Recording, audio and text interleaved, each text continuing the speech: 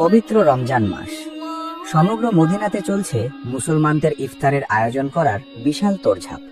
আল্লাহর মনোনীত বিধান অনুপাতে আজকে হযরত আলী রাদিয়াল্লাহু আনহু এবং তার স্ত্রী হযরত ফাতেমা রাদিয়াল্লাহু আনহা এবং তাদের ছেলে হযরত হাসান ও হুসাইন রাদিয়াল্লাহু আনহুমা পর্যন্ত রোজা রেখেছেন। সারাটা দিন নানা ধরনের ব্যস্ততায় তাদের দিন অতিবাহিত হয়ে গেল। যখন বিকেল গড়িয়ে সূর্যাস্ত হবার উপক্রম হলো, তখন হযরত ফাতেমা রাদিয়াল্লাহু আনহা ঘরে গেলেন এবং যত আটা মজুদ ছিল তা দিয়ে তিনি 4টি রুটি তৈরি করলেন। অতঃপর যখন ইফতার খাওয়ার সময় হলো, তখন হযরত ফাতেমা রাদিয়াল্লাহু আনহা একটি রুটি হযরত আলী রাদিয়াল্লাহু আনহুকে প্রদান করলেন, একটি রুটি হাসান এবং একটি রুটি হুসাইন রাদিয়াল্লাহু আনহুমাকে প্রদান করলেন এবং অপর একটি রুটি তিনি নিজের জন্য রেখে দিলেন। অতঃপর সবাই আজানের জন্য অপেক্ষা করতে লাগলেন। কিছুক্ষণ পর অপেক্ষার অবসান ভেঙে মসজিদ থেকে হযরত বেলাল রাদিয়াল্লাহু আনহুর মধুর কণ্ঠে আজানের ধ্বনি ভেসে আসলো।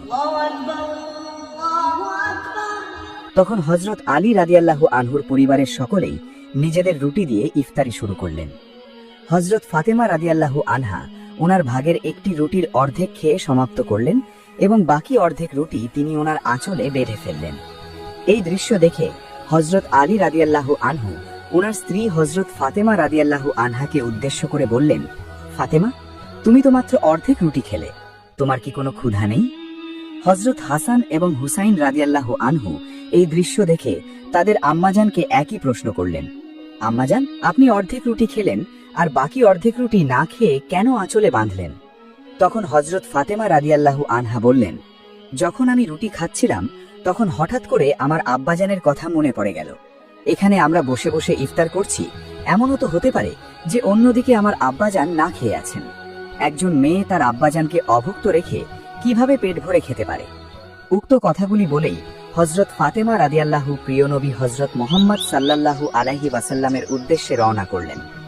অতঃপর যখন হযরত ফাতেমা রাদিয়াল্লাহু আনহা হযরত মুহাম্মদ সাল্লাল্লাহু আলাইহি ওয়াসাল্লামের ঘরে এসে পৌঁছালেন, তখন তিনি দেখতে পেলেন যে হযরত মুহাম্মদ সাল্লাল্লাহু আলাইহি ওয়াসাল্লাম মাগরিবের নামাজ পড়তে ইতিমধ্যে মসজিদে চলে গিয়েছেন। তাই তিনি হযরত মুহাম্মদ সাল্লাল্লাহু আলাইহি ওয়াসাল্লামের জন্য ঘরের বাইরে দরজার সামনে দাঁড়িয়ে অপেক্ষা করতে লাগলেন। যখন হযরত নবীজি সাল্লাল্লাহু আলাইহি ওয়াসাল্লাম নামাজ শেষ করে নিজের বাড়িতে আসলেন, তখন তিনি দেখতে পেলেন যে ওনার আদরের মেয়ে হযরত ফাতেমা রাদিয়াল্লাহু আনহা দরজার সামনে দাঁড়িয়ে আছেন। হযরত মুহাম্মদ সাল্লাল্লাহু আলাইহি ওয়াসাল্লাম ওনার আদরের মেয়ে হযরত ফাতেমা রাদিয়াল্লাহু আনহাকে উদ্দেশ্য করে প্রশ্ন করলেন, হে মা ফাতেমা, আজ হঠাৎ করে এই সময় তুমি ঘরের বাইরে দাঁড়িয়ে আছো কেন? ফাতেমা রাদিয়াল্লাহু আনহা নবীজি হযরত মুহাম্মদ সাল্লাল্লাহু আলাইহি ওয়াসাল্লামকে উদ্দেশ্য করে বললেন, আব্বাজান, আজ যখন আমি ইফতার করছিলাম তখন আপনার কথা আমার প্রচন্ড মনে পড়েছিল, তাই আমি আমার খাবারের অর্ধেক আপনার জন্য নিয়ে এসেছি। হযরত ফাতেমা রাদিয়াল্লাহু আনহার মুখে এই কথা শুনে নবীজি সাল্লাল্লাহু আলাইহি ওয়াসাল্লাম 2 চোখের পানি ছেড়ে দিয়ে বললেন, মা ফাতেমা, তুমি আজ আমার খাবার নিয়ে এসে অনেক উপকার করেছো। আজ যদি তুমি আমার জন্য খাবার নিয়ে না আসতে তাহলে হয়তো আমাকে অনাহার অবস্থায় থাকতে হতো। হযরত ফাতেমা রাদিয়াল্লাহু আনহার চোখ দুটি অশ্রুসিক্ত হয়ে গেল। হযরত ফাতেমা রাদিয়াল্লাহু আনহা ওনার আঁচল থেকে সেই রুটির টুকরো বের করে হযরত মুহাম্মদ সাল্লাল্লাহু আলাইহি ওয়াসাল্লামকে দিলেন এবং অশ্রুসিক্ত কণ্ঠে বললেন, আব্বাজান, আজ হয়তো আমার বদলে আপনি কিছু খেতে পেয়েছেন, কিন্তু কাল কি হবে? কালকে আপনি খাবারের জন্য কি পাবেন? আমাদেরই বা কি হবে? আমরা তো এটাও জানি না যে আগামীকাল আমরা কিছু খাবার পাবো কিনা। ফাতেমা রাদিয়াল্লাহু আনহার মুখে উক্ত কথাগুলি শুনে নবী হযরত মুহাম্মদ সাল্লাল্লাহু আলাইহি ওয়াসাল্লাম বললেন, হে ফাতেমা, বেশি বেশি ধৈর্য ধারণ করো, কারণ আমাদের এই ধৈর্যের কারণে মহান আল্লাহ তাআলা আমার দুর্বল উম্মতের গুনাহ ক্ষমা করে দেবেন। সুবহানাল্লাহ। হযরত মুহাম্মদ সাল্লাল্লাহু আলাইহি ওয়াসাল্লাম তার উম্মতকে অর্থাৎ আমাদের বাঁচানোর জন্য কতই না কষ্ট স্বীকার করেছেন। 3 দিন যাবত না খেয়ে কাটিয়েছেন, কিন্তু তিনি বিন্দুমাত্র কষ্ট পাননি। হযরত মুহাম্মদ সাল্লাল্লাহু আলাইহি ওয়াসাল্লাম চেয়েছেন ওনার কষ্টের বিনিময়ে যেন ওনার উম্মত অর্থাৎ আমাদের গুনাহসমূহ ক্ষমা করে দেওয়া হয়। কিন্তু প্রিয় দর্শক, আমরা নবীজির উম্মত হলেও নবীজির সুন্নত পালন করি না। ওনারা ইফতার করার জন্য অতি সামান্যই খাবার খেয়েছেন, অথচ যদি আমরা আমাদের দিকে লক্ষ্য করি তাহলে আমরা দেখতে পাই যে আমরা যা খাই তার চেয়েও বেশি অপচয় করি। আমাদের উচিত যতটুকু আমাদের জন্য যথেষ্ট ততটুকু খাবার গ্রহণ করা এবং ক্ষুধার্ত কোনো ব্যক্তিকে নিজের খাবার সঙ্গে অংশীদার বানিয়ে নেওয়া। মহান আল্লাহ তাআলা আমাদের সবাইকে বোঝার তৌফিক দান করুন এবং এই রমজান মাসে অপচয় করা থেকে আমাদের সকলকে রক্ষা করুন। রমজান মাসের রাত্রে প্রিয় নবী হযরত মুহাম্মদ সাল্লাল্লাহু আলাইহি ওয়াসাল্লাম সেহরি খাচ্ছিলেন, আর সেই সময় হযরত আলী রাদিয়াল্লাহু আনহু প্রিয় নবীর সঙ্গেই ছিলেন। এমন সময় হযরত বেলাল রাদিয়াল্লাহু আনহু এসে উপস্থিত হলেন এবং বললেন, ইয়া রাসূলুল্লাহ, সেহরির সময় তো শেষ হয়ে যাচ্ছে আর আমি আজান দিতে মসজিদে যাচ্ছি, দয়া করে আপনি তাড়াতাড়ি খাবার খাওয়া বন্ধ করুন। এই কথাগুলি বলার পর হযরত বেলাল রাদিয়াল্লাহু আনহু আজান দিতে মসজিদে চলে গেলেন। হযরত বেলাল রাদিয়াল্লাহু আনহু মসজিদে প্রবেশ করে আজান দেওয়ার জন্য প্রস্তুত হতে লাগলেন, কিন্তু হঠাৎ তার মনে হলো, জানি না হযরত মুহাম্মদ সাল্লাল্লাহু আলাইহি ওয়াসাল্লাম খাবার খাওয়া সমাপ্ত করেছেন কিনা। প্রিয় নবীর কথা চিন্তা করে হযরত বেলাল রাদিয়াল্লাহু আনহু আজান না দিয়ে মুহাম্মদ সাল্লাল্লাহু আলাইহি ওয়াসাল্লামের নিকটে ফিরে আসলেন এবং দেখলেন তখনও প্রিয় নবী সেহরি খাচ্ছেন। এটি দেখে হযরত বেলাল রাদিয়াল্লাহু আনহু বললেন, ইয়া রাসূলুল্লাহ সাল্লাল্লাহু আলাইহি ওয়াসাল্লাম, আল্লাহর কসম, সেহরির সময় শেষ হয়ে গেছে। তখন প্রিয় নবী হযরত মুহাম্মদ সাল্লাল্লাহু আলাইহি ওয়াসাল্লাম নিজের মুবারক হাত নিচে রাখলেন এবং বললেন, এখনো সময় বাকি ছিল, কিন্তু তোমার কসম খাওয়ার কারণে মহান আল্লাহ রাব্বুল আলামিন সেটিকে আগেই উদিত করে দিল, যাতে তোমার কসম মিথ্যা না হয়ে যায়। হযরত আলী রাদিয়াল্লাহু আনহু বললেন, যদি বেলাল রাদিয়াল্লাহু আনহু কসম না খেতেন তাহলে প্রিয় নবী হযরত মুহাম্মদ সাল্লাল্লাহু আলাইহি ওয়াসাল্লাম যতক্ষণ সেহরি খেতেন ততক্ষণ পর্যন্ত সুবহে সাদিক হতোই না। সুবহানাল্লাহ। শাবান মাসের শেষ দিন রমজান ও রোজা সম্পর্কে রাসূল আকরাম সাল্লাল্লাহু আলাইহি ওয়াসাল্লাম সাহাবীদের উদ্দেশ্যে ভাষণ দিচ্ছিলেন। নবীজি তখন বললেন, হে লোক সকল, একটি মহিমান্বিত মাস তোমাদের সবাইকে ছায়া হয়ে ঘিরে ধরেছে। এই মাস একটি বরকতময় মাস, যার মধ্যে এমন একটি রাত রয়েছে যা হাজার মাসের চেয়েও উত্তম। আল্লাহ রাব্বুল আলামিন এই মাসের সিয়াম তথা রোজা ফরজ করেছেন আর রাতের নামাজকে সুন্নত করে দিয়েছেন। তখন সাহাবীদের মধ্য হতে একজন বললেন, ইয়া রাসূলুল্লাহ, এই মাসের বৈশিষ্ট্য কি? তখন হুজুরে আকরাম সাল্লাল্লাহু আলাইহি ওয়াসাল্লাম বললেন, যে ব্যক্তি এই মাসে একটি নফল কাজ করবে সে অন্য মাসে একটি ফরজ আদায় করার সওয়াব পাবে, কেমন যেন সে একটি ফরজ আদায় করল। আর যে ব্যক্তি এই মাসে একটি ফরজ আদায় করবে সে যেন ৭০টি ফরজ সম্পাদন করল। এই মাস সবর তথা ধৈর্যের মাস, যে সবরের সওয়াবের বিনিময়ে শুধুই জান্নাত। এই মাস সহমর্মিতার মাস, এই মাসে রোজাদার একে অপরের সাহায্যকারী হবে। অতঃপর একজন সাহাবী বললেন, ইয়া রাসূলুল্লাহ, এই মাসের প্রাপ্তি ও মর্যাদা কি? তখন হযরত মুহাম্মদ সাল্লাল্লাহু আলাইহি ওয়াসাল্লাম বললেন, এই রমজান মাস এমন এক মাস যে মাসে কোনো মুমিন ব্যক্তি কোনো রোজাদারকে ইফতার করালে এই ইফতার করানো তার জন্য গুনাহ মাফের কারণ হয়ে যাবে, জাহান্নামের আগুন থেকে মুক্তির উপায় হবে, তার সওয়াব হবে রোজাদারের অনুরূপ, অথচ রোজাদারের সওয়াব একটুও কমানো হবে না। তখন উপস্থিত সাহাবারা বললেন, হে আল্লাহর রাসূল, আমাদের সবাই তো রোজাদারের জন্য ইফতারের আয়োজন করতে সামর্থ্যবান নয়। তখন রাসূল আকরাম সাল্লাল্লাহু আলাইহি ওয়াসাল্লাম বললেন, এমন ব্যক্তিকেও আল্লাহ তাআলা এই মর্যাদা দান করেন যে একজন রোজাদারকে এক চুমুক দুধ, একটি খেজুর অথবা এক চুমুক পানি দিয়ে ইফতার করায়। আর যে ব্যক্তি রোজাদারকে পেট ভরে খাইয়ে পরিতৃপ্ত করল, আল্লাহ তাআলা ওই ব্যক্তিকে বেহেশতের হাউজে কাউসার থেকে এভাবে পানি খাইয়ে পরিতৃপ্ত করবেন। এমনকি সে জান্নাতে প্রবেশ করবে এবং সেখানে সে আর পিপাসার্ত হবে না। এরপর হযরত মুহাম্মদ সাল্লাল্লাহু আলাইহি ওয়াসাল্লাম বললেন, তোমরা শুনে রাখো, এটা এমন এক মাস যার প্রথম অংশে রহমত, মধ্য অংশে মাগফিরাত আর শেষ অংশে জাহান্নামের আগুন থেকে নাজাত। তোমাদের মধ্য থেকে যে ব্যক্তি তার অধীনস্থদের বোঝা সহজ করে দেবে, আল্লাহ তাআলা তাকে ক্ষমা করবেন এবং তাকে জাহান্নামের আগুন থেকে মুক্তি দেবেন। রাসূল সাল্লাল্লাহু আলাইহি ওয়াসাল্লাম আরো বললেন, এই মাসে তোমরা 4টি কাজ বেশি বেশি করবে। 2টি কাজের মাধ্যমে আল্লাহকে সন্তুষ্ট করবে। তার একটি হলো লা ইলাহা ইল্লাল্লাহু মুহাম্মাদুর রাসূলুল্লাহ, অর্থাৎ আল্লাহ ছাড়া কোনো উপাস্য নেই এবং হযরত মুহাম্মদ সাল্লাল্লাহু আলাইহি ওয়াসাল্লাম আল্লাহ তাআলার রাসূল, এই সাক্ষ্য প্রদান করা এবং ক্ষমা প্রার্থনা করা। আর 2টি কাজ এমন যা করা ছাড়া তোমাদের কোনো উপায় নেই, তা হলো আল্লাহর কাছে বেহেশত চাওয়া এবং জাহান্নাম থেকে মুক্তি চাওয়া। সুতরাং মুমিন মুসলমানদের উচিত বিশ্বনবী সাল্লাল্লাহু আলাইহি ওয়াসাল্লামের এই ভাষণের আলোকে রমজান ও রোজা পালন করা এবং রাসূল সাল্লাল্লাহু আলাইহি ওয়াসাল্লামের ঘোষিত নেয়ামত ও উপকারিতাগুলো নিজেদের জন্য মেনে নেওয়া। ক্ষমা প্রার্থনার মাধ্যমে জাহান্নাম থেকে নিজেকে মুক্ত করার চেষ্টা করা। হযরত ফাতেমা রাদিয়াল্লাহু তাআলা আনহা অত্যন্ত নীতিবান, সহজ সরল এবং সাহসী ছিলেন। তার জীবন কেটেছে অনেক কষ্টের মধ্য দিয়ে, কিন্তু এত কিছুর পরও তিনি ইসলাম থেকে বিন্দুমাত্র বিচ্যুত হননি। তেমনি একদিনের ঘটনা। সময়টি ছিল পবিত্র রমজান মাস। রাতের শুরু থেকেই তিনি ইবাদতে মগ্ন ছিলেন। পবিত্র কুরআনে কারিমের তেলাওয়াত, নামাজ এবং কালামে ইলাহির মাধ্যমে তার রাত্রি যাপন হতো। রাতের শেষাংশে যখন সেহরি খাওয়ার সময় হলো, চারপাশের মানুষ সেহরি খাওয়ার প্রস্তুতিতে ব্যস্ত হয়ে পড়ল।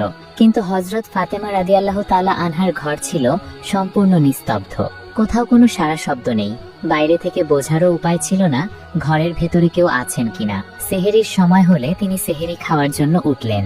তিনি জানতেন তার ঘরে পানি ছাড়া আর কিছুই খাওয়ার মতো নেই, কিন্তু তারপরও তিনি তার আব্বাজানের মুখ থেকে শুনেছিলেন সেহরি খাওয়া অনেক সওয়াবের কাজ। তাই তিনি সামান্য পানি পান করে সেহরির কাজ সম্পন্ন করলেন। সামান্য পানি পান করেই তিনি পুনরায় তার জায়নামাজে চলে গেলেন। সেখানে গিয়ে মহান আল্লাহ রাব্বুল আলামিনের দরবারে ফরিয়াদ করতে লাগলেন এবং বলতে লাগলেন, হে মহান আল্লাহ রাব্বুল আলামিন, হে পরওয়ারদিগার, আপনি যদি আমাদের ভাগ্যে দুঃখ, কষ্ট, অভাব, অনটন লিখে রাখেন, তবে সেটাকেই আমরা রহমত মনে করি। আপনি আমাদের যেভাবে রাখবেন আমরা সেভাবেই সন্তুষ্ট থাকব, কারণ আমি ভালো করেই জানি আমাদের প্রভু আমাদের ওপর কখনোই জুলুম করেন না। এভাবে দোয়া করতে করতেই মসজিদে নববী থেকে ফজরের আজান ভেসে এলো। ফাতেমা রাদিয়াল্লাহু তাআলা আনহা ফজরের নামাজ আদায় করে পুনরায় পবিত্র কুরআনে কারিমের তেলাওয়াতে মগ্ন হয়ে গেলেন। অন্যদিকে মসজিদে নববী থেকে একে একে মুসল্লিরা ফজরের নামাজ আদায় করে বের হতে লাগলেন। তাদের সঙ্গে হযরত আলী রাদিয়াল্লাহু তাআলা আনহুও বের হলেন। তিনিও ভারী কিছু খেয়ে রোজা রাখেননি, সামান্য পানি পান করেই রোজা রেখেছিলেন। তাদের শারীরিক কষ্ট যতই হোক না কেন, তাদের অন্তর কখনোই মহান আল্লাহ রাব্বুল আলামিনের শুকরিয়া আদায় থেকে বিরত থাকতো না। মসজিদে নববী থেকে বের হয়েই সবাই নিজ নিজ কাজে ব্যস্ত হয়ে পড়ল। কেউ জীবিকা নির্বাহের জন্য বের হলো, কেউ বা নিজের বাড়িতে ফিরে গেল। হযরত আলী রাদিয়াল্লাহু তাআলা আনহু নিজের জীবিকা নির্বাহের জন্য বের হয়ে গেলেন। তার মনে নিজের জন্য কোনো কষ্ট ছিল না, শুধু একটি কষ্টই তাকে ব্যথিত করছিল।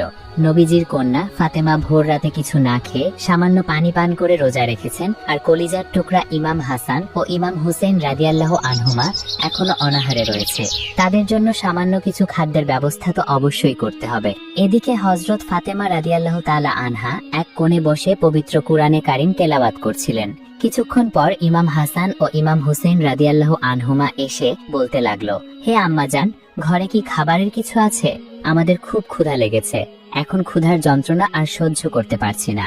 ফুলের মতো দুটি সন্তানের মুখে এই আর্তনাদ শুনে দরদি মা হযরত ফাতেমা রাদিয়াল্লাহু তাআলা আনহা নিজের চোখের পানি আর ধরে রাখতে পারলেন না। ঘরে খাবারের মতো তেমন কিছুই ছিল না। তিনি নিজে সামান্য পানি পান করে সেহরি করেছিলেন। বাচ্চাদেরকেও কতবার শুধু পানি পান করিয়ে রাখা যায়। তিনি মনে মনে ধৈর্যের ফরিয়াদ করতে লাগলেন। তারপর সন্তানদের সান্ত্বনা দিয়ে বললেন, হে হাসান ও হোসেন, আমার দুই কলিজার টুকরা সন্তান, আরো একটু অপেক্ষা করো। তোমাদের বাবা নিশ্চয়ই কোনো না কোনো খাবারের ব্যবস্থা করে আনবেন ইনশাআল্লাহ তাআলা। সন্তানদের সান্ত্বনা দিয়ে তিনি তাদেরকে অন্যদিকে পাঠিয়ে দিলেন আর নিজে জায়নামাজের ওপর বসে মহান আল্লাহ রাব্বুল আলামিনের দরবারে দুই চোখের পানি ঝরিয়ে ঝরিয়ে কান্না করতে লাগলেন এবং দোয়া করতে লাগলেন। অন্যদিকে হযরত আলী রাদিয়াল্লাহু তাআলা আনহু খাদ্যের ব্যবস্থা করার জন্য কাজের অনুসন্ধান করছিলেন। দিন যতই বাড়ছিল, রৌদ্রের তাপ ততই তীব্র হচ্ছিল। সামান্য একটু পানি পান করেই তিনি রোজা রেখেছিলেন। তার পা যেন আর চলছিল না, শরীর ক্রমশই ক্লান্ত হয়ে আসছিল। এমত অবস্থায় তিনি তার এক নিকটস্থ ব্যক্তির কাছে গেলেন এবং বললেন, হে অমুক ব্যক্তি, তোমার কাছে কি কোনো কাজ রয়েছে যে কাজটি সম্পাদন করে আমি আমার পরিবারবর্গের জন্য জীবিকা নির্বাহ করতে পারি? গত কয়েকদিন যাবৎ আমার ঘরে খাবারের মতো তেমন কিছুই নেই। যদি তোমার কাছে কোনো কাজ থেকে থাকে তাহলে আল্লাহর ওয়াস্তে দয়া করে আমাকে সেই কাজটি প্রদান করো। সেই কাজটি করতে পারলে হয়তো আমার পরিবারের জন্য সামান্য কিছু খাদ্যের ব্যবস্থা হবে। কিন্তু সেই ব্যক্তি আফসোস ভরা মুখে দরদি কণ্ঠে বলতে লাগলেন, হে আলী, এই মুহূর্তে আমার কাছে তেমন কোনো কাজ নেই, আমাকে মাফ করো। তোমার এই কঠিন মুহূর্তে আমি তোমাকে কোনো সাহায্য করতে পারলাম না। উপরওয়ালার কসম করে বলছি, আমার ঘরেও খাবারের মতো তেমন কিছুই নেই। যদি সামান্য কিছু থাকতো তাহলে অবশ্যই তোমাকে দিয়ে দিতাম। তবে তুমি একটি কাজ করতে পারো। শহরের প্রান্তে যে ধনী ব্যক্তি রয়েছে তার কাছে গিয়ে কাজের অনুসন্ধান করো, হয়তো তার কাছে কোনো কাজ থাকবে। সেই ব্যক্তির পরামর্শ শুনে হযরত আলী রাদিয়াল্লাহু তাআলা আনহু সেখান থেকে চলে আসলেন। এদিকে হযরত ফাতেমা রাদিয়াল্লাহু তাআলা আনহা দরজার পাশে দাঁড়িয়ে হযরত আলীর অপেক্ষা করছিলেন, তিনি কখন আসবেন। কলিজার টুকরা ইমাম হাসান ও ইমাম হুসেইন রাদিয়াল্লাহু আনহুমা মা ফাতেমার কাছে গিয়ে ফিসফিস করে বলতে লাগলো, আমরা আর ক্ষুধার যন্ত্রণা সহ্য করতে পারছি না, বাবা কখন আসবেন? তিনি কি আমাদের জন্য খাবার আনতে গিয়েছেন? সন্তানদের এই কথাগুলো শুনে দরদি মা ফাতেমা রাদিয়াল্লাহু তাআলা আনহার বুক কেঁপে উঠল। মায়া ভরা কণ্ঠে তিনি বললেন, হে আমার কলিজার টুকরা সন্তানেরা, আরেকটু অপেক্ষা করো, তোমাদের বাবা নিশ্চয়ই চলে আসবেন ইনশাআল্লাহ। অন্যদিকে হযরত আলী রাদিয়াল্লাহু তাআলা আনহু কাজের খোঁজে শহরের প্রান্তে সেই ধনী ব্যক্তির কাছে গেলেন। সময়টি তখন ভর দুপুর, সূর্য একেবারে মাথার উপরে। রোদের তাপ এতটাই তীব্র ছিল যে বালু উত্তপ্ত হয়ে তামার মতো গরম হয়ে উঠেছিল। হযরত আলী রাদিয়াল্লাহু তাআলা আনহুর পা ফেলতে অনেকটাই কষ্ট হচ্ছিল, তবুও তিনি থামলেন না। হাঁটতে হাঁটতে শহরের প্রান্তে সেই ধনী ব্যক্তির কাছে পৌঁছালেন। গিয়ে তাকে সালাম জানিয়ে বললেন, হে আল্লাহর বান্দা, আপনার কাছে কি কোনো কাজ রয়েছে যা করে আমি জীবিকা নির্বাহ করতে পারি? গত কয়েকদিন যাবত আমার ঘরে খাবারের মতো তেমন কিছুই নেই। নবীজির কন্যা ফাতেমা এবং আমার দুই কলিজার টুকরা হাসান ও হুসেইন না খেয়ে রয়েছে। আমার কাজটি অত্যন্ত জরুরি। আপনার কাছে যদি কোনো কাজ থেকে থাকে তবে সেটি আমার একান্তই প্রয়োজন। এই কথা শুনে ধনী ব্যক্তি উত্তর দিল, হে আলী, আমার কাছেও তেমন আহামরি কোনো কাজ নেই যার দ্বারা তুমি মন ভরে জীবিকা নির্বাহ করতে পারবে এবং পর্যাপ্ত খাবার সংগ্রহ করতে পারবে। তবে আমার খেজুর বাগানে সামান্য কিছু কাজ রয়েছে, তুমি চাইলে সে কাজটি করতে পারো, কিন্তু একটি শর্ত আছে। হযরত আলী রাদিয়াল্লাহু তাআলা আনহু সেই শর্তের কথা জিজ্ঞাসা করলেন। তিনি বললেন, হে শেরে খোদা আলী, আমার শর্ত হলো আমার কাছে তেমন কোনো নগদ অর্থ নেই। তুমি যদি কাজটি করে দাও, পারিশ্রমিক হিসেবে কোনো অর্থ দিতে পারবো না, কিন্তু সামান্য কিছু খেজুর দিতে পারবো। হযরত আলী রাদিয়াল্লাহু তাআলা আনহু সেই শর্তে রাজি হলেন। তারপর ভর দুপুরের প্রচন্ড ও তীব্র গরমের মধ্যেই তিনি খেজুর বাগানে চলে গেলেন। লাগাতার কয়েক ঘন্টা অক্লান্ত পরিশ্রম করে বাগানের যত কাজ ছিল সব একাই সম্পাদন করলেন। সূর্যের আগুন ঝরা তাপ, উত্তপ্ত বালু, ক্লান্ত শরীর কিছুই যেন তাকে থামাতে পারল না। বাগানের সমস্ত কাজ শেষ করে তিনি মালিকের কাছে গেলেন এবং বললেন, হে আল্লাহর বান্দা, আপনার কথা ও চাহিদা অনুযায়ী আপনার বাগানের সমস্ত কাজ করে দিয়েছি, এবার চুক্তি অনুযায়ী আমার পারিশ্রমিক প্রদান করুন। সেই ধনী ব্যক্তি হযরত আলী রাদিয়াল্লাহু তাআলা আনহুকে পারিশ্রমিক হিসাবে কিছু খেজুর দিলেন। হযরত আলী রাদিয়াল্লাহু তাআলা আনহু সেই খেজুরগুলো নিয়ে বাড়ির পথে রওনা দিলেন। হাঁটতে হাঁটতে যখন তিনি বাড়ির কাছাকাছি পৌঁছালেন তখন পশ্চিম দিগন্তের আকাশ লালচে আভা ধারণ করেছে, সূর্য ক্রমশ অস্তমিত হচ্ছে। ঘরে প্রবেশ করে দেখলেন ফাতেমা হাসান ও হুসাইনকে নিয়ে ইফতারির জন্য অপেক্ষা করছেন এবং তাদের সামনে পানি ছাড়া আর ইফতারের আয়োজনে কিছুই ছিল না। এটা দেখে আলী রাদিয়াল্লাহু তাআলা আনহু সহ্য করতে পারলেন না। কষ্টে তার বুকটা ভরে গেল। নিজের অজান্তেই চোখ দিয়ে পানি পড়তে শুরু করলো। কষ্ট ভরা মনে মহান আল্লাহ রাব্বুল আলামিনের নিকটে ফরিয়াদ করতে লাগলেন এবং বলতে লাগলেন, হে মহান আল্লাহ রাব্বুল আলামিন, আপনি আমাদের রিজিক দাতা। আপনি চাইলে আমাদের পরীক্ষা করতে পারেন, কিন্তু পরীক্ষা যতই কঠিন হোক না কেন আমাদের ধৈর্য এবং ভরসা ততই মজবুত রাখার তৌফিক দান করুন। এই বলে তিনি তাদের সাথে ইফতারি করতে শুরু করলেন এবং প্রত্যেক জনের হাতে দুই দুইটি করে খেজুর দিয়ে দিলেন। খেজুর মুখে নিয়ে ইফতার শুরু করবেন এমন সময় দরজার সামনে একজন ভিক্ষুক এসে উপস্থিত হলো। সে করুণ কণ্ঠে বলতে লাগলো, হে মা, আপনি কি ঘরে আছেন? গত কয়েকদিন যাবত কিছুই খেতে পাইনি, ক্ষুধার যন্ত্রণা আর সহ্য করতে পারছি না, দয়া করে আমাকে কিছু খেতে দিন। হযরত ফাতেমা রাদিয়াল্লাহু তাআলা আনহার মন ছিল অত্যন্ত কোমল, তিনি কারো কষ্ট সহ্য করতে পারতেন না। ভিক্ষুকের কথা শুনে তিনি হযরত আলী রাদিয়াল্লাহু তাআলা আনহুকে বলতে লাগলেন, হে স্বামী, আপনি এই খেজুরগুলো ভিক্ষুককে দিয়ে দিন। হযরত আলী রাদিয়াল্লাহু তাআলা আনহু অবাক চোখে তার দিকে তাকিয়ে বললেন, তাহলে তুমি কি খাবে? তিনি উত্তরে বললেন, আমি পানি দিয়ে ইফতার করে নেব, আপনি এই খেজুরগুলো ভিক্ষুককে দিয়ে দিন, হতে পারে সে আমাদের থেকেও বেশি দিন না খেয়ে রয়েছে। তাছাড়া আমরা তো শুধু মহান আল্লাহ রাব্বুল আলামিনের সন্তুষ্টির জন্যই রোজা রাখি। হযরত ফাতেমা রাদিয়াল্লাহু তাআলা আনহার কথা শুনে হযরত আলী রাদিয়াল্লাহু তাআলা আনহু আর কিছু বললেন না। তিনি খেজুরগুলো নিয়ে সেই ভিক্ষুককে দিয়ে দিলেন আর মনে মনে দোয়া করতে লাগলেন, হে মহান আল্লাহ রাব্বুল আলামিন, আপনি আমাদের এই দান কবুল করুন। আগের দিনের মতো সেদিনও তারা পানি দিয়ে ইফতার সম্পন্ন করলেন। পরের দিনও হযরত ফাতেমা রাদিয়াল্লাহু তাআলা আনহা শুধু পানি দিয়েই ইফতার করলেন, কারণ ঘরে খাবারের মতো তেমন কিছুই অবশিষ্ট ছিল না। সামান্য যে খেজুর এসেছিল তার সম্পূর্ণটাই দান করে দিয়েছিলেন। সেহরির কাজ শেষ করে তিনি পুনরায় কোরআন তেলাওয়াত ও ইবাদতে মশগুল হয়ে গেলেন। সকালবেলা হযরত আলী রাদিয়াল্লাহু তাআলা আনহু কোথাও থেকে ইফতারের জন্য সামান্য আটা সংগ্রহ করে আনলেন। হযরত ফাতেমা রাদিয়াল্লাহু তাআলা আনহা সেই আটা দিয়ে রুটি তৈরি করলেন।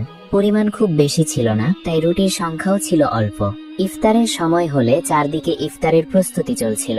হযরত আলী রাদিয়াল্লাহু তাআলা আনহু এবং ইমাম হাসান ও ইমাম হোসাইন রাদিয়াল্লাহু আনহুমা ইফতারের জন্য বাড়ির দিকে রওনা দিলেন।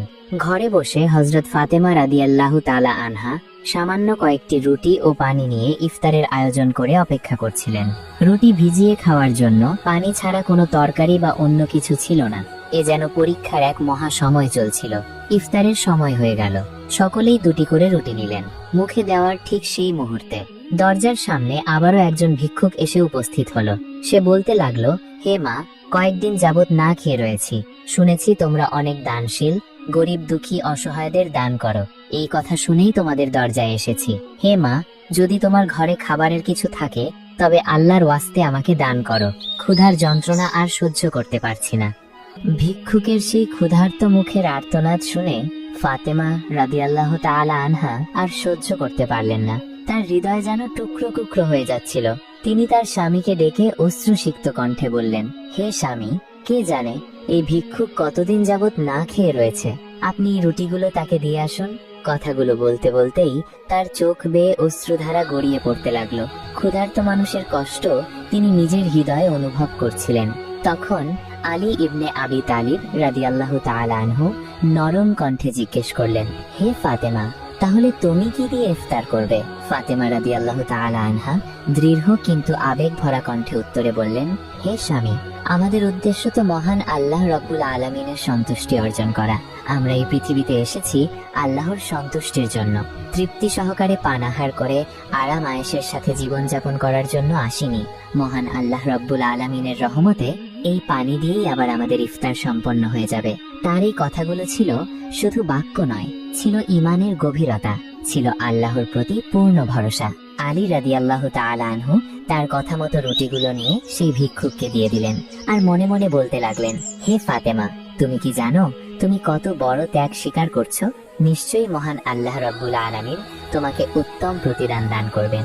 ঠিক তখনই মহান আল্লাহ রাব্বুল আলামিন জিবরাইল আলাইহিস সালামকে ডেকে বললেন, হে জিবরাইল, আমার প্রিয় হাবিব হযরত মুহাম্মদ সাল্লাল্লাহু আলাইহি ওয়াসাল্লামের কলিজার টুকরা ফাতেমা যে ত্যাগ স্বীকার করছে তা আমার কাছে অত্যন্ত প্রিয় হয়েছে।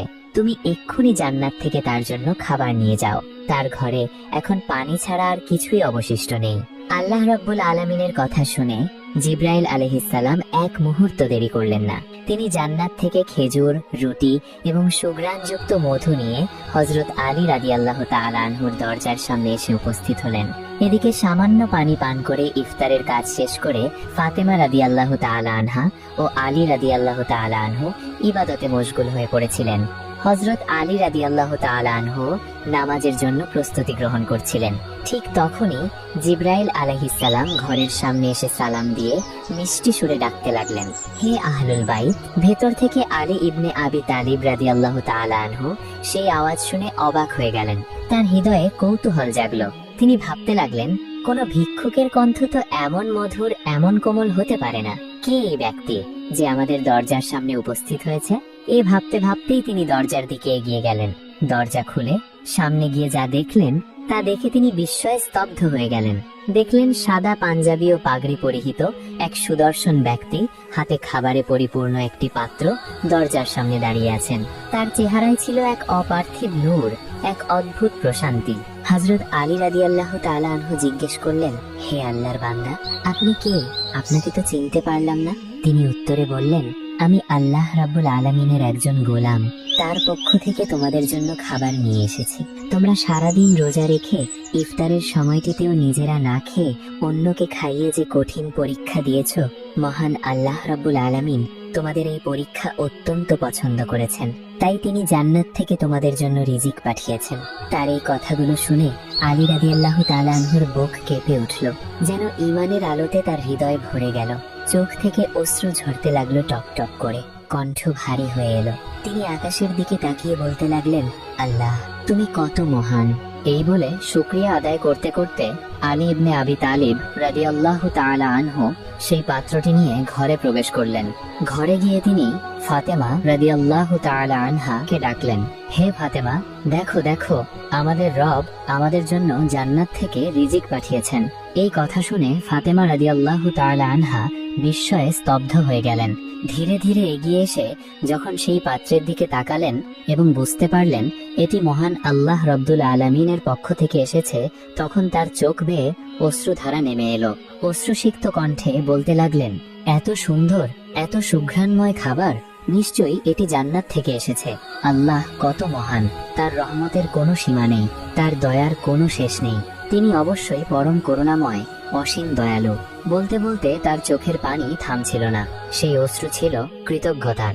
এমন সময় তাদের কলিজার টুকরা হাসান ইবনে আলী রাদিয়াল্লাহু তাআলা আনহু দৌড়ে এসে বলল, হে আম্মাজান, এই খাবারগুলো কি আমাদের?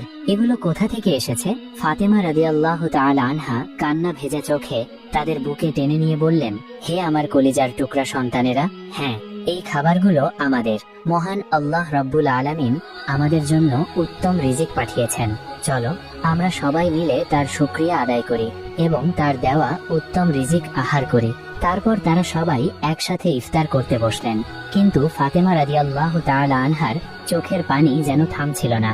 তিনি যতই ভাবছিলেন এই রিজিক স্বয়ং আল্লাহ জান্নাত থেকে পাঠিয়েছেন তার রহমতের বিশেষ পরশ দিয়ে, ততই তার অশ্রু গড়িয়ে পড়ছিল। এ যেন মহান আল্লাহ রব্বুল আলামিনের ভালোবাসার এক অনন্য নিদর্শন। পরের দিন এই সংবাদ সমগ্র মদিনায় ছড়িয়ে পড়ল। ছোট বড়, যুবক বৃদ্ধ সবাই ঘটনাটি শুনে বিস্মিত হয়ে গেল। ঘটনাটি শুনে অনেকেরই আল্লাহর প্রতি বিশ্বাস ও ঈমান আরো দৃঢ় হয়ে গেল। তাদের হৃদয় ভরে উঠল আল্লাহর কুদরতের প্রতি নতুন আস্থায়। অন্যদিকে যারা মুনাফিক ছিল তারা বিষয়টিকে সমালোচনায় পরিণত করল। তাদের সমালোচনা দিন দিন বাড়তেই লাগলো। এক পর্যায়ে যখন নবী করিম সাল্লাল্লাহু আলাইহি ওয়াসাল্লাম এই কথা শুনলেন, তখন তিনি মানুষদের ডেকে বললেন, হে লোক সকল, তোমাদের কি বিশ্বাস হয় না যে মহান আল্লাহ রব্বুল আলামিন এমন অলৌকিক বিষয় ঘটাতে পারেন? যে আল্লাহ মেরাজের রাত্রে আমাকে 7 আসমান ভ্রমণ করাতে পারেন, বিভিন্ন নিদর্শন দেখাতে পারেন, সেই আল্লাহ কি কারোর জন্য জান্নাত থেকে উত্তম খাবার পাঠাতে পারেন না? অবশ্যই পারেন। তার কণ্ঠ ছিল দৃঢ়, ছিল সত্যের দীপ্তিতে উজ্জ্বল। আর সেই কথা শুনে বহু হৃদয় আবার আল্লাহর দিকে ফিরে এলো। আমার কলিজার টুকরা ফাতেমা রাদিয়াল্লাহু তাআলা আনহা জান্নাতি মহিলাদের সর্দারিনী। তাকে মহান আল্লাহ রব্বুল আলামিন যে মর্যাদা দান করেছেন তা একেবারেই অতুলনীয়। এই ঘটনাটি তার একটি প্রমাণ। তাই তোমরা এ ব্যাপারে কেউ সন্দেহ পোষণ করো না। মহান আল্লাহ রব্বুল আলামিন চাইলে সবই সম্ভব। অতঃপর হযরত মুহাম্মদ মুস্তাফা সাল্লাল্লাহু আলাইহি ওয়াসাল্লাম সূরা তালাকের একটি আয়াত তিলাওয়াত করলেন, যার অর্থ হলো, যে ব্যক্তি তাকওয়া অবলম্বন করবে এবং তাকওয়ার পথে চলবে, মহান আল্লাহ রব্বুল আলামিন তাকে এমন ভাবে রিজিক দান করবেন যা সে কল্পনাও করতে পারবে না। নবী করিম সাল্লাল্লাহু আলাইহি ওয়াসাল্লামের দৃঢ় ও সত্য ভরা কথাগুলো শুনে কেউ আর একটি শব্দও উচ্চারণ করল না। সবাই নীরব হয়ে গেল। তার কথাগুলো তাদের অন্তরে গভীরভাবে গেঁথে গেল। অনেকের ঈমান আরো দৃঢ় হয়ে উঠল। হৃদয় আল্লাহর প্রতি নতুন আস্থায় পূর্ণ হয়ে গেল। ঘটনাটি যখন সমগ্র মদিনা জুড়ে ব্যাপকভাবে ছড়িয়ে পড়ল, এমনকি আশেপাশের এলাকাতেও পৌঁছে গেল, তখন কাফের ও মুনাফিকরা রাগে ক্রোধে অগ্নিশর্মা হয়ে উঠল। তারা নিজেদের সদস্যদের ডেকে বলতে লাগলো, হে লোক সকল, তোমরা কি দেখছো না মুহাম্মদের মেয়ে ফাতেমা যতটা মর্যাদা লাভ করেছে, দুনিয়াতে অন্য কোনো মেয়ে তা পায়নি। এভাবে যদি চলতে থাকে তাহলে দিন দিন সবার ঈমান বৃদ্ধি পাবে, সবাই সত্যিকার মুসলমান হয়ে যাবে, আর আমাদের ষড়যন্ত্র কখনোই সফল হবে না। তখন এক ব্যক্তি বলল, তাহলে আমরা কি করতে পারি? সে উত্তর দিল, তোমরা সবাই মদিনার অলিগলিতে গিয়ে এই ঘটনাটিকে মিথ্যা গল্প বলে প্রচার করবে। বলবে, হয়তো ফাতেমা স্বপ্ন দেখেছে আর মুহাম্মদ তার মেয়ের মর্যাদা বাড়ানোর জন্য মানুষদের ভুল ভাল বোঝাচ্ছে। পরের দিন থেকেই তারা তাদের অপপ্রচার শুরু করলো। মদিনার প্রতিটি অলিগলিতে গিয়ে ঘটনাটিকে ভুয়া বলে প্রচার করতে লাগলো। ধীরে ধীরে মদিনায় এই বিষয়টি নিয়ে এক ধরনের দ্বিধাদ্বন্দ্ব ছড়িয়ে পড়ল। বিষয়টি যখন ফাতেমা রাদিয়াল্লাহু তাআলা আনহা জানতে পারলেন, তখন তিনি অত্যন্ত কষ্ট পেলেন। তার কোমল হৃদয় ভেঙে গেল। তিনি জায়নামাজের ওপর বসে হু হু করে কান্না করতে লাগলেন। অশ্রুসিক্ত নয়নে মহান আল্লাহ রব্বুল আলামিনের দরবারে আরজি পেশ করতে লাগলেন, হে মালিক, হে রব্বানা, আপনি যে আমাকে সম্মান দান করেছেন, আমি তো কখনোই তার যোগ্য ছিলাম না। আমার এই দুনিয়ার কোনো নেয়ামতের প্রয়োজন ছিল না। আমার শুধু একটি জিনিসই দরকার, আপনার সন্তুষ্টি। হে আল্লাহ, আপনি এই দ্বিধাদ্বন্দ্ব দূর করে দিন। আমার সন্তানদের হেফাজত করুন, আমার স্বামীকে বরকতময় করুন, আর আমার আব্বাজানকে জান্নাতের উচ্চ মাকাম দান করুন।